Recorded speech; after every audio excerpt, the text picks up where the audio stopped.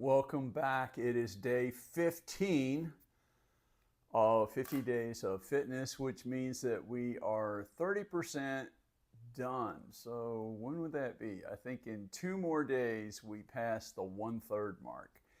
And I earned my first coffee for the day. And, I mentioned a while ago that sometimes it's going to be hard and today was one of those days for me getting started. We'll see how it goes the rest of the day. But it was harder for me today. I was really not much in the mood to do my little earn my coffee. I really didn't want to do it. And another thing was, and I warned you guys about this. It's probably for some of you. It depends upon your personality. You have to know yourself and know. I've been weighing every day. For some people, that may not be a good idea. You might want to do it once a week or something, but you do want to do it. You do want to do it. I've been weighing every day, and yesterday I said, I had a surprise. I was down almost 3 pounds, and that was a big surprise. So for the week, I was down around 4 pounds as of yesterday. Well, today when I got on the scale, I was back up. I was up a couple pounds. I'm still down about 2 pounds for last week, which honestly, it's disappointing to feel like you're going backwards. but, but in reality, 2 pounds a week, and I know it depends upon you and where you are and all this stuff, but 2 pounds a week is actually a pretty good goal where you're losing weight, but you're not losing it so fast that you're having a lot of those other issues. I mean, you can have issues from losing weight too fast. And so, but it bummed me out. It just really bummed me out. I thought I got off and back on the scale about 3 or 4 times, thinking, no, no, I did it wrong. But it didn't do it wrong. And and again, I talked about that previously. It's like there's no telling. I mean, it could be that yesterday when I got on the scale, without realizing it, I was super dehydrated, or I think the curious thing is that I was trying lots of times when that happens. I can think, well, oh, all right. If I'm being honest, yesterday I ate X, Y, or Z. I mean, and so honestly, when I do that, like yesterday I had pizza, and so it only makes sense that I'd be up a pound or two today. But there wasn't any of that yesterday. I didn't have anything like that at all. So you don't know. You don't know. It could be water weight. It could be a lot of things. So it was a little bit of a bummer, and maybe that's why it was hard for me this morning to stay motivated to do the coffee. But I did do it. I did do it in spite of that. So, anyway, I was trying to decide what to talk about. I think today I'll talk a little bit about diabetes. And as always, I'm not a medical professional. I'm not a trainer. I'm not a dietitian. I'm none of those things. This is just things that I've come across and learned. My grandson is a type 1 diabetic. And type 1 diabetes, sometimes called childhood diabetes, although you don't, it usually happens when you're a child, but you don't have to be a child to get type 1 diabetes, but usually it is. And so, in essence, to kind of oversimplify it, his body can't produce the insulin to deal with sugar. And so his blood sugar can get wildly out of control, super high or super low. And both of those situations can be life threatening. And so he has to take insulin shots every day. Um, so that's type 1 diabetes. Type 2 diabetes is when you develop an insulin resistance. And that is most common in adults. And, 40 or 50 years ago, there were definitely diabetics, but it's nothing like what we have now. I mean, the percentage of the population with diabetes is huge. I've forgotten what it is. I think it's around 40% of the adult population has diabetes. And that didn't used to be the case. And a lot of that has to do with, we also have a huge portion of our population that is obese. And the, I, it's hard to, I mean, not everybody who is obese has diabetes, but it is a very big risk factor. It's a very big risk factor. And you can develop insulin resistance. And as that happens, you can develop diabetes. And you don't really necessarily have to be obese to get diabetes. Not at all.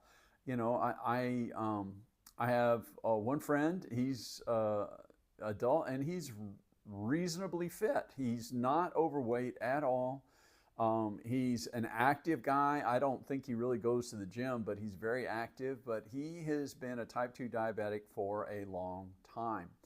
And this is personal to me because my grandson has type 1 diabetes, and my best friend died of diabetes almost 20 years ago as a young man. He was in his mid-40s, and it wasn't technically diabetes that was the cause of death, but the medical problems he was having were because of his diabetes. So it's a big deal, and a lot of this, we just can't escape the idea that it has to do a lot with diet. And that's one thing that's happened is we have added so many things to our diets over the years. We add sugar to almost everything, and we don't even really realize it's sugar. I mean, sugar has a whole bunch of different names, really. I mean, it's, when we say sugar, we think about, granulated cane sugar, but, there's sugar in so many things. There's sugar naturally in fruits.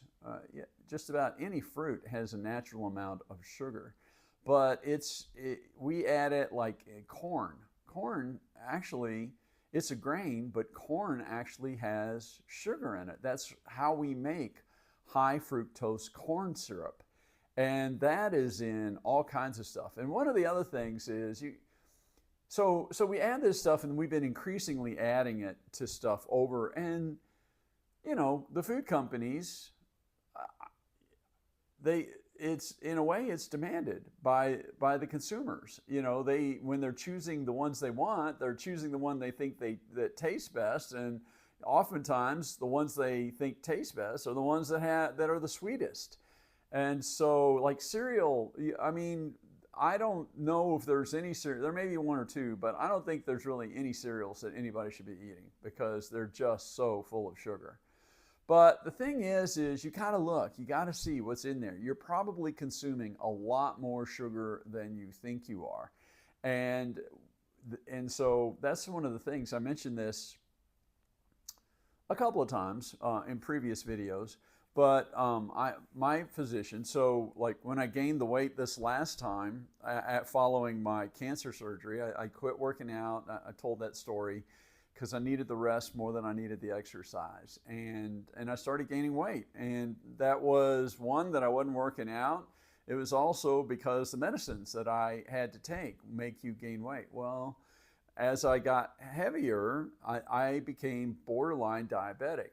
And luckily, I never got to the point that I had to start taking medications, and not at all having to get to where I took insulin or anything like that.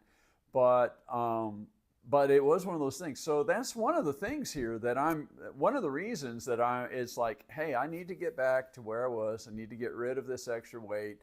I need to start exercising again.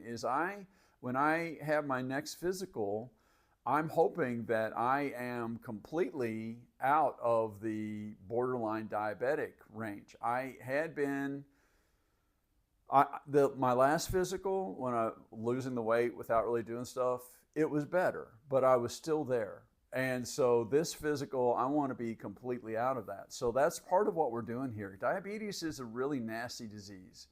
It really is. It doesn't seem like it, but it is. And so one of the things that we talked about a little bit is I think my physician called it the no white diet. And basically, you stay away from basically anything that's white.